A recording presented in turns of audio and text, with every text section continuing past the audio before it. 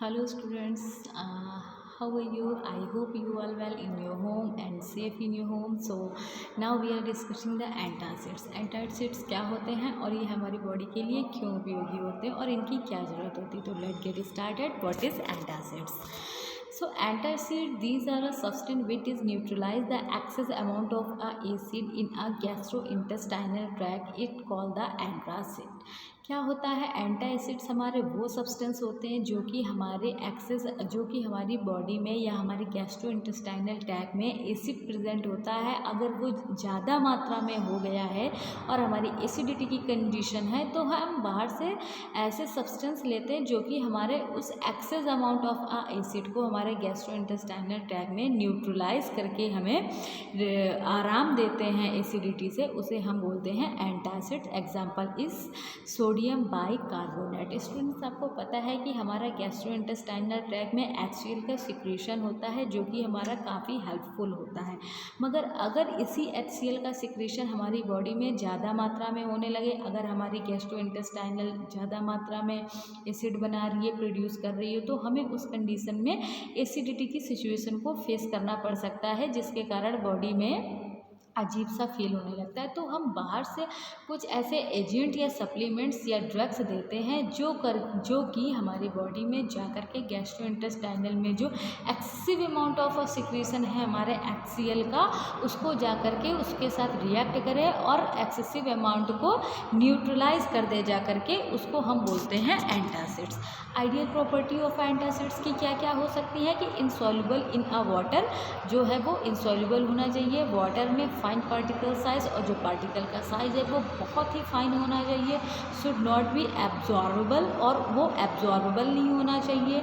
और should not cause the constipation, और ऐसा भी नहीं है कि वो हमारी बॉडी में जाए, एब्जॉर्ब हो जाए और किसी तरीके का हमें बैड इफेक्ट प्रोड्यूस कर दे या साइड इफेक्ट हो जाए. तो यानी कि जो भी हम सब्सटेंस बाहर से दे रहे हैं, ये सिर्फ जा करके जो एक्सेसिव अमाउंट है हमारे HCl का, मतलब कि जितना अमाउंट हमें यूज़ करना था यूज़ हो गया, उसके बाद का है जो कि हमारी बॉडी में एसिडिटी कॉज कर रहा है, उससे जाके ये न्यूट्रलाइज करे, ना कि एब्जॉर्ब हो जाए, और ना ही हमारी बॉडी में ये जा करके कॉन्स्टिपेशन प्रोड्यूस करे या फिर किसी और अलग तरीके की जो है वो साइड इफेक्ट कॉज कर दे. It should not be act as a laxative, और ऐसा भी नहीं है कि ये हमारी बॉडी में जा करके अपनी जो प्रॉपर्टी है वो लग्जेटिव ड्रग्स के तरीके शो करने लगे. And should be exert effect rapidly, मतलब कि ये हमारी बॉडी में जैसे ही एडमिनिस्ट्रेट किया जाए, लिया जाए, और जल्दी से जल्दी ये अपना इफेक्ट जो है, मतलब इसका इफेक्ट जो है वो रैपिडली शो होने लगे और हमारी बॉडी में जल्दी से रिलीफ मिले.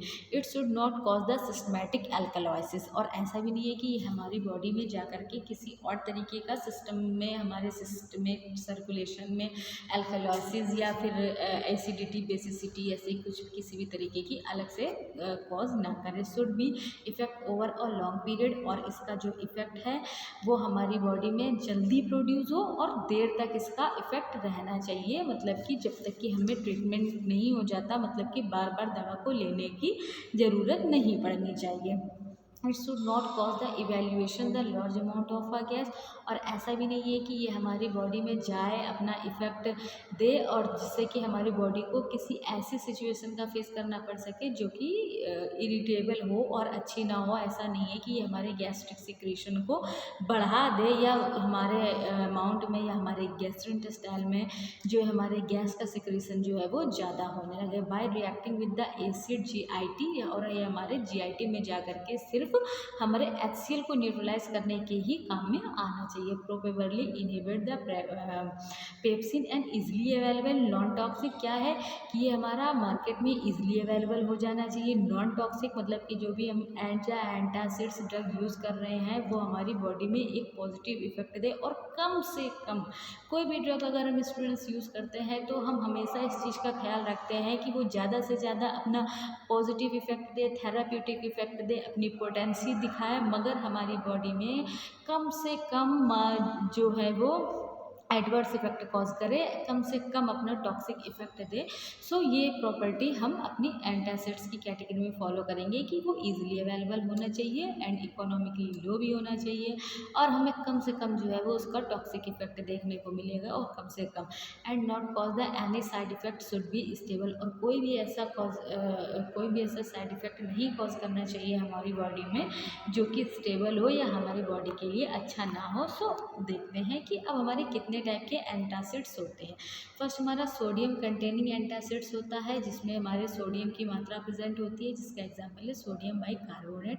मैग्नीशियम कंटेनिंग एंटासिड्स हो गया, जैसे magnesium carbonate. Calcium containing antacid हो गया calcium carbonate. And aluminium containing antacids हो गया तो एल्यूमिनियम हाइड्रोक्साइड जेल। ये हमारे हो गए टाइप ऑफ एंटासिड्स। अब हम फर्स्ट टाइप के बारे में अगर डिस्कस करें तो सोडियम बाइकार्बोनेट है हमारा, जिसका मॉलिक्यूलर वेट हमारा 84.01 एंड इसका केमिकल फार्मूला NaSCO3 होता है। इसको सिनोनिम्स मतलब दूसरा हम सोडियम हाइड्रोजन कार्बोनेट्स के नाम से भी जानते हैं।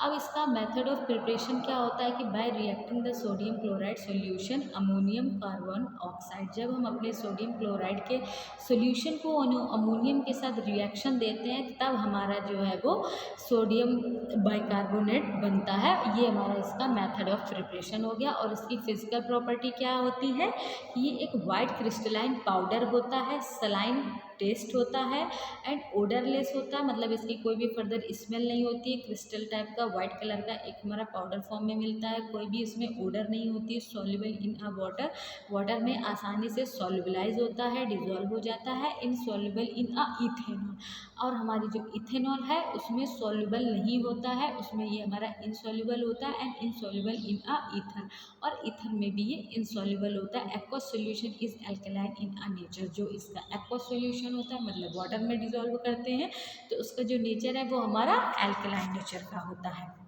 अब केमिकल प्रॉपर्टी क्या होती है हमारी, तो sodium bicarbonate react with the hydrochloric acid give the sodium chloride water and carbon oxide. ये हमारी इसकी केमिकल प्रॉपर्टी होगी कि जब अपने सोडियम बाइकार्बोनेट के रिएक्शन करते हैं HCl के साथ तो वो हमें हाइड्रोजन एंड कार्बन डाइऑक्साइड के साथ साथ NaCl के मॉलिक्यूल्स जो है वो देता है। अब यूज़ किस लिए करते हैं, ऑब्वियस की बात है कि ये अगर एज अ एंटासिड्स यूज़ हो रहा है तो गैस्ट्रो इंटेस्टाइनल ट्रैक में जो हमारे HCl प्रेजेंट है उसको ट्रीटमेंट करने के लिए हम यूज़ करें तो गैस्ट्रो इंटेस्टाइनल एजेंट के रूप में, एंटासिड के रूप में यूज़ करें, इन अ इलेक्ट्रोलाइट रेप्लिसेंट के रूप में यूज़ कर रहे हैं।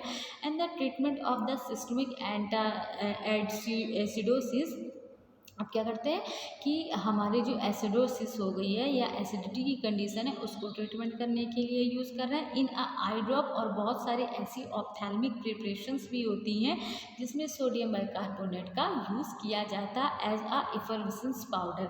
और बहुत सारी ऐसी हमारी फॉर्मुलेशंस हैं इफरविसेंस पाउडर में जिसमें कि हम अपने सोडियम बाइकार्बोनेट का यूज़ करते हैं।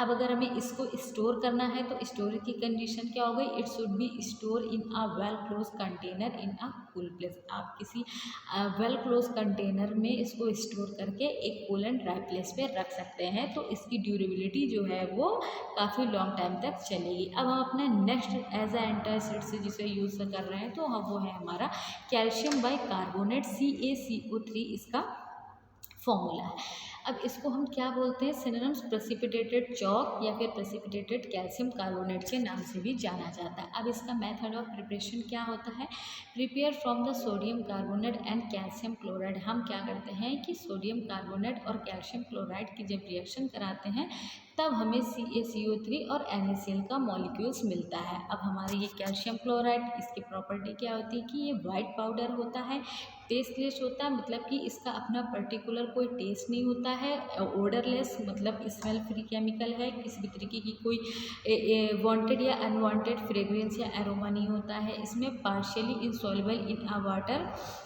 ये थोड़ा सा वाटर में पार्शियली इंसॉल्युबल होता है and insoluble in a ethanol. Ethanol में सॉल्युबल नहीं होता है एंड एयर की कंडीशन में हमारा ये स्टेबल होता है, मतलब मॉइस्चर का इस पे या वाटर का कोई ऐसा, मतलब सॉरी वाटर का नहीं, ह्यूमिडिटी का भी कुछ इफेक्ट नहीं होता।